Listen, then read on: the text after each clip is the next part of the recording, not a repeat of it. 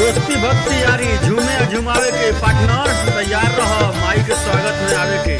जय सरस्वती माता। धके पोगरिया मैया तोहरे दुआरिया गोड़वा लागतनी बेटा के अपना तू हरदम हंसई हई है मानतनी